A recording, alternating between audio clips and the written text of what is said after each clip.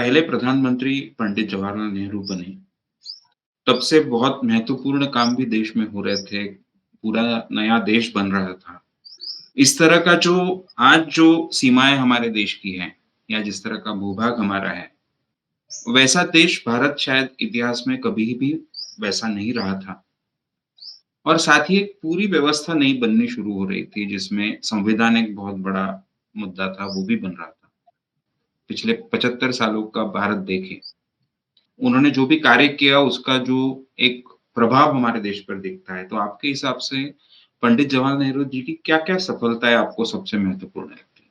देखिए, कुछ बातें तो ऐसी हैं जो साधारण सफलता मैं मानता हूँ। जैसे देश को एक अच्छा संविधान मिले और उस समय देश के जो सबसे बड़े कानूनदां माने जा सकते हैं, डॉक्टर बाबा साहब अम्बेडकर, उनको पूरा सहयोग देकर जवाहरलाल नेहरू ने संविधान बनाने में बहुत सहयोग किया और सारे देश के जो स्वतंत्रता सेनानी थे, उनकी राय भारतीयत्व के जो मूल्य हैं, उनको सामने रख कर के कौन-सी बात सामने आ रही है, इन चीज़ों को अपने समय-समय में वक्तव्यों में नेहरू जी ने उजागर किया। दूसरे लोग भी थे उसमें, लेकिन सबसे ज़्यादा अगर इसमें भूमिका है कि भारतीयत्व के मूल्य को समझ करके संविधान सभा में उस बात को ज़ोरदार तरीके से रखने का काम जवाहरलाल नेहरू ने किया। और चूँकि अम्बेडकर तो उन मूल्यों में विश्वास करते ही थे, इसलिए उन्होंने भी उसको इनकॉर्पोरेट किया। तो ये एक बड़ा कंट्रीब्यूशन है जवाहरलाल का। और दूसरा कि देखिए उस वक़्त जब आज़ादी मिली तो हमारा देश नया-नया देश था, इतना ही नहीं बल्कि विपदा से घिरा हुआ था। उसके राष्ट्रपिता की हत्या हो चुकी थी और देश में नफ़रत का वातावरण फैलाया गया था। ये कोई भारत देश कोई नफ़रत का करने वाला देश है ऐसा नहीं है। इसमें तो आपस में प्रेम से रहना, सह-अस्तित्व, ये सब तो भारतीयत्व के मूल्य ही हैं। उसी आधार पर कि भारतीय जीवन उस आधार पर खड़ा है। लेकिन जिस समय देश आज़ाद हुआ, उस समय एक समूह ने मिल करके और आक्रमण करके देश में नफ़रत का वातावरण तैयार किया और एक अनिश्चितता जैसी स्थिति थी। तो उस वातावरण को भी खत्म करने का काम और वो जो तत्व थे जो इस तरह के काम को उकसा रहे थे, भड़का रहे थे, संगठित कर रहे थे, जो नासमझ जनता है उसको गलत मैसेज दे करके, गलत अफ़वाहें उड़ा करके उसका इस्तेमाल कर रहे थे, उनको जवाहरलाल ने बहुत ही कुशलता के साथ उनके साथ डीलिंग की। हिंसा का इस्तेमाल कम से कम क्या मेरे ख्याल से हिंसा का इस्तेमाल हुआ ही नहीं। एक वैचारिक मजबूती जो होती है, वैचारिक आक्रमण, उसके आधार पर उन्होंने उस जब पूरी जमात को शांत कर दिया। वल्लभ भाई पटेल अगर रहते तो बहुत बड़ा मददगार हो जाते जवाहरलाल नेहरू, क्योंकि इन सब चीज़ों के पीछे कानून का बल पटेल बहुत अच्छी तरह प्रस्तुत कर सकते थे। इसी कारण उन्होंने आरएसएस को बैन भी किया था कि गांधी जी की हत्या जो हुई उसमें जो जिस वातावरण के कारण उनकी हत्या हुई, उस वातावरण को बनाने में राष्ट्रीय स्वयंसेवक संघ का बहुत बड़ा हाथ है। ये पटेल अच्छी तरह समझते थे और अपने सार्वजनिक वक्तव्यों में उन्होंने इस बात को कहा था और उन्होंने कानूनन राष्ट्रीय स्वयंसेवक संघ पर बैन भी लगा दी। तो नेहरू जी शायद कानून का उतनी कड़ाई से उपयोग नहीं कर पाते थे।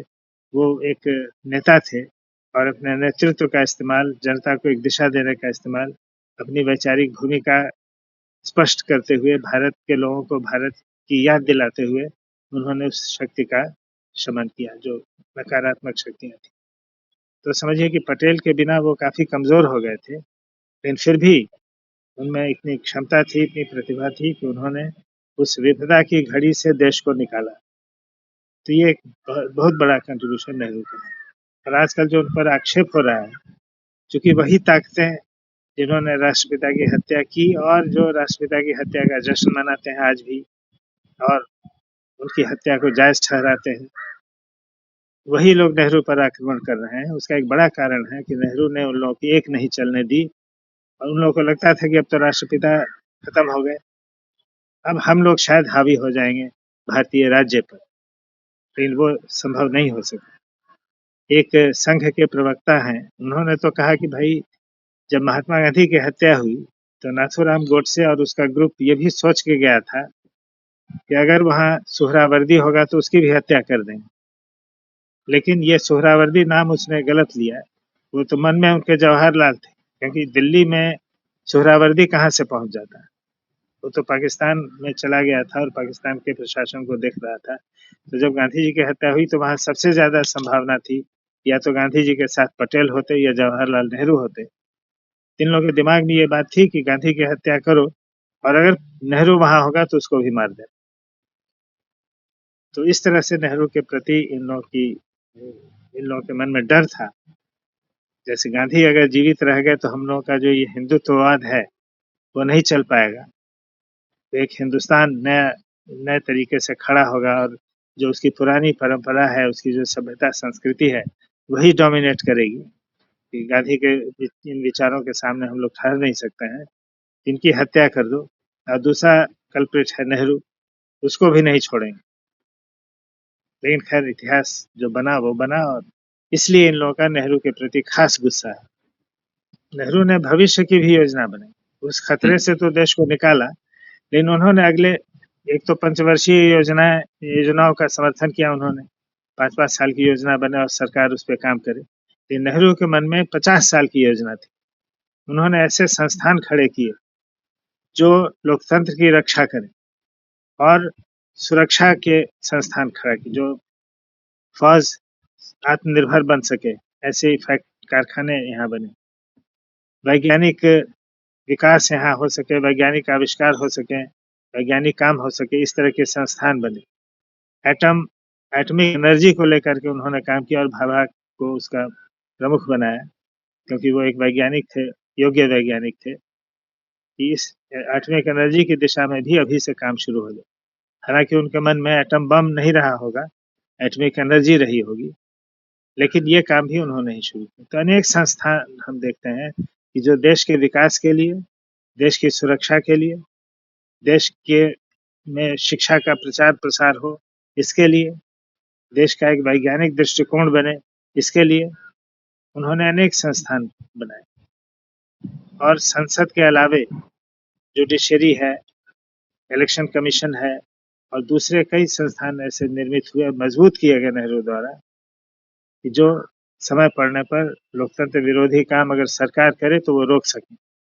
उनको कभी उन्होंने नियंत्रण में रखने की कोशिश नहीं की। जो आज हम देखते हैं कि जुडिशरी को प्रभावित करने की कोशिश की जाती है, उसके अनेक तरीके हैं जो आम लोग समझ भी नहीं पाते हैं, पढ़े लिखे लोग नहीं समझ पाते हैं। कॉलेजियम जो प्रस्तावित करता है इन लोगों को जज बनाया जाए, सरकार उसको अपने पास रख लेती है। अगर सरकार फिर भेज दे कि नहीं भाई इससे हम सहमत नहीं है, तो कॉलेजियम उस पर फिर विचार करेगा और अगर तय करेगा कि नहीं इनको बनाना है, तो सरकार को मानना पड़ेगा। इसलिए सरकार जिनको पसंद नहीं करती है उसके बारे में ये प्रस्ताव भेजती ही नहीं कि ये मुझे पसंद नहीं। वो पड़े रह गए 6 महीने, साल भर और गायब हो गए। तो इस अलग-अलग तरीकों से इलेक्शन कमीशन है हमारे सामने। उसमें एक प्रधानमंत्री हैं, एक उनके कैबिनेट के मंत्री हैं और एक विपक्ष का नेता है। अब ये तीन लोगों का इलेक्शन कमीशन कोई बेवकूफ़ भी नहीं मानेगा कि ये निष्पक्ष हो सकता है, क्योंकि प्रधानमंत्री और उसके कैबिनेट का सदस्य, ये 2 होगा और एक अल्पमत में विपक्ष हो गया। तो इस तरह से सारी जो संस्थाएँ नेहरू ने बनाई थीं, या नेहरू ही नहीं कहिए, बाकी नेता भी थे, उनका सहयोग से ही वो सब बना था। उसको नष्ट-भ्रष्ट किया जा रहा है और उसमें चूँकि नेहरू के विचार बाधक होते हैं, इसलिए उनके विचार को कैसे खत्म करो, उसके इमेज को कैसे खत्म करो। आज भी नेहरू के प्रति भारत के लोगों के मन में श्रद्धा है, आदर है, उसको कैसे खत्म किया जाए, ये कोशिश की जाती है। इसलिए नेहरू ने केवल देश को विपदा से नहीं निकाला, बल्कि आगे उसका विकास कैसे होगा, उसके लोकतंत्र का, उसकी आर्थिक नीतियों का, आर्थिक अवस्था का और शिक्षा का, इस सब के बारे में भी सोची और 50 साल की योजना मन में रख करके उन्होंने संस्थान स्थापित किए। ठीक है कि वो 1964 में मर गए, कोई बात नहीं है। एक जो दूरदृष्टि वाला होता है वो अपनी ज़िंदगी भर की ही बात नहीं सोचता है। तो ऐसा मैं मानता हूँ और उन्होंने ये सारे काम जो किए वो बहुत ही देश के लिए लाभदायक रहे। और आज भी मुश्किल है कि उन चीज़ों को ख़त्म हम कर सकें।